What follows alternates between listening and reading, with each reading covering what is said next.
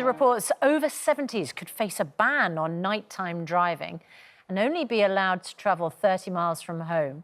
Is it safe for older drivers to be on the roads? The Department for Transport say that compared to 2018, accidents caused by younger drivers were down by 7% the following year, whilst there was a 9% increase of people losing their lives in accidents that involved an older driver in the same year. So, should you be made to give up your licence when you reach a certain age? Here's what some of you thought. If they feel they can, I think it's personal freedom, really, liberty. I think until 80, because my grandfather is 87 is to drive, but I think he has to stop it. So after 80, it's better to stop. 100. I feel like once you sit in a certain age, maybe like 60s to 70 going up, then maybe you should go to your GP and just get checked on whether you're still able to drive safely on the road. You can have someone 70 years old and he's a machine. He can do anything a 50-year-old can do. So that's unfair, to be honest.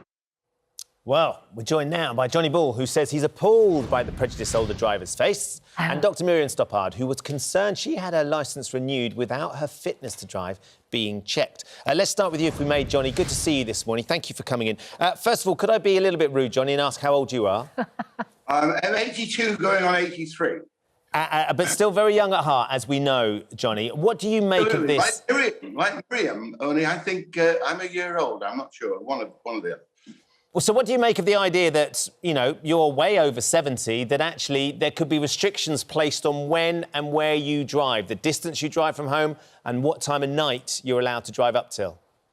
Well, we're all getting old, but we're all getting younger as we get older, if you like. We're all living longer. And I think it's terrible to put these restrictions. Of course, some people can't drive when they're older, but if you can't restrict people. If there's one thing I dread in getting older, it's losing the ability to drive. You are 82. You've been driving for more than 60 years. Are you as expert a driver now as you were 20, 30, 40 years ago? In my 20s and 30s, I had quite a few accidents. Over the last 30 years, none at all. Absolutely none at all. So you're actually a better driver now than you were 30 years ago?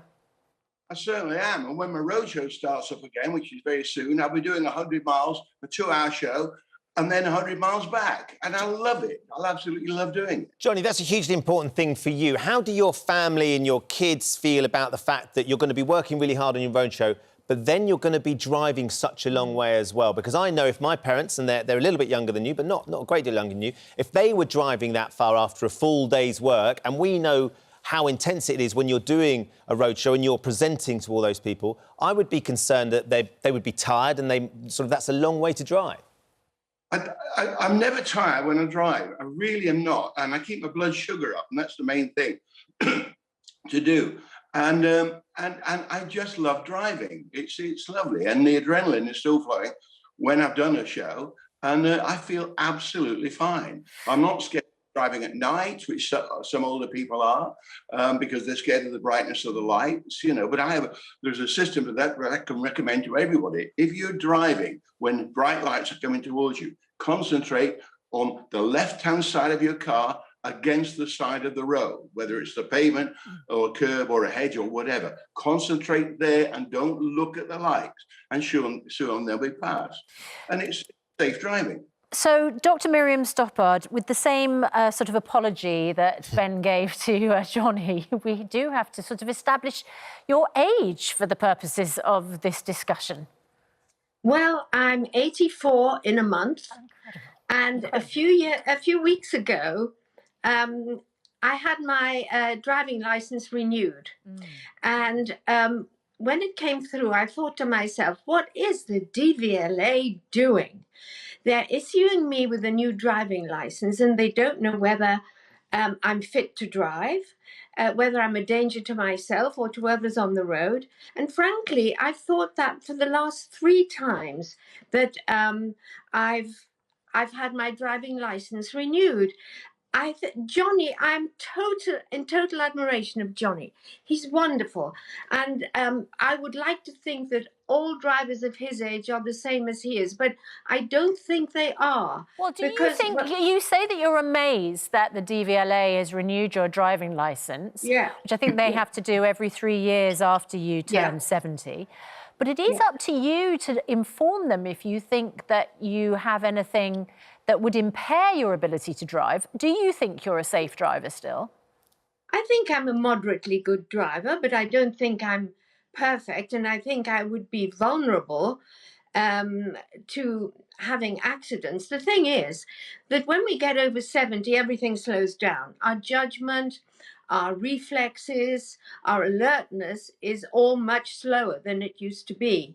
And also our body is not as supple, so we can't move in the seat. We can't turn our heads as easily as we could. And our vision, our peripheral vision is contracting, our night vision is coming down. So I think it's only right that we have a test. What's wrong with having a test to see if we're up to scratch? Let's come to Dr. Hilary on this, because I'd imagine, Hilary, it's something that you have to address quite a lot with patients, elderly patients.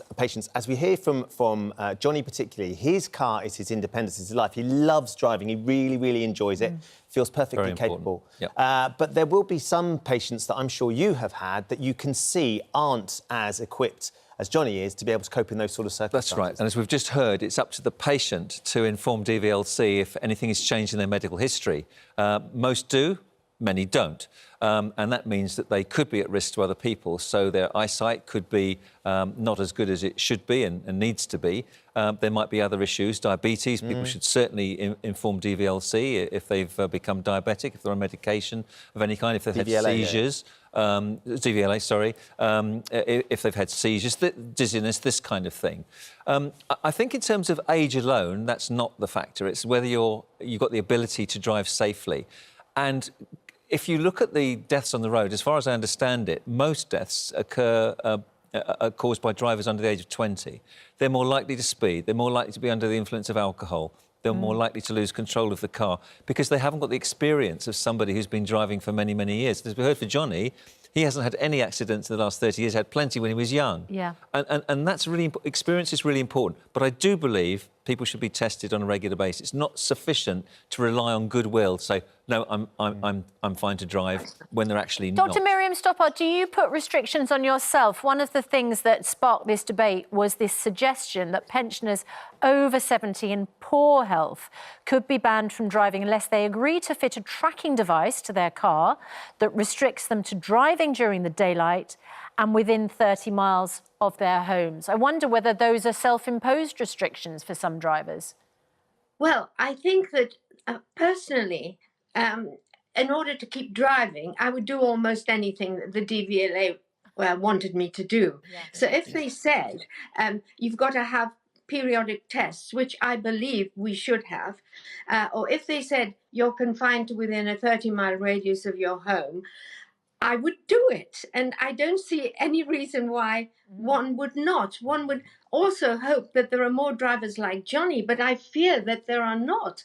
I think that I think we have to, in a way, protect the public and to make sure that drivers of an age are competent and wouldn't be a danger to others. Well, look, we can see on the screen there, we've been running a poll, should drivers lose their licence when they reach their 70s? Emphatically no, 82%, Johnny. The viewers are on your side. They don't think that's the case at all. 18% saying yes, they should. But it's great to see you both looking so well this morning. And do drive safely, Johnny, when you're doing your road shows as well, because I'll be worried about you. Will do. And Me too. If anybody's in doubt, please do get yourself checked if you want to keep driving, by all means. Yes, absolutely right. Johnny Ball, thank you. Dr. Miriam Stoppard, thanks very much. Quite a lot of you getting in touch with this. Sue saying there are plenty of under 70s that shouldn't be on the road. Sophia says, my 95-year-old father is still driving. He's a better driver than most. He still has excellent concentration. And then Steve says, my granddad's an absolute liability. There's a new dent on his car every week. That's a worry. We That's a laugh worry. about it, but actually that is a That is concern. something that the GP should get involved in. I'll tell you something. Well, I 2 wonder years if ago, I took families my, should get my, involved. my motorcycle test. And what it showed me was the highway code has changed so much since I took my driver's test many years ago. It's probably the case for everybody retaking a test every Absolutely few agree. years, whatever their age, because many of the signs on the roads have changed. Through your 20s, 30s, 40s. I And totally doing agree. that, doing the motorcycle test made me a much better driver again just by renewing it. So I think that's quite a good idea for everyone to do.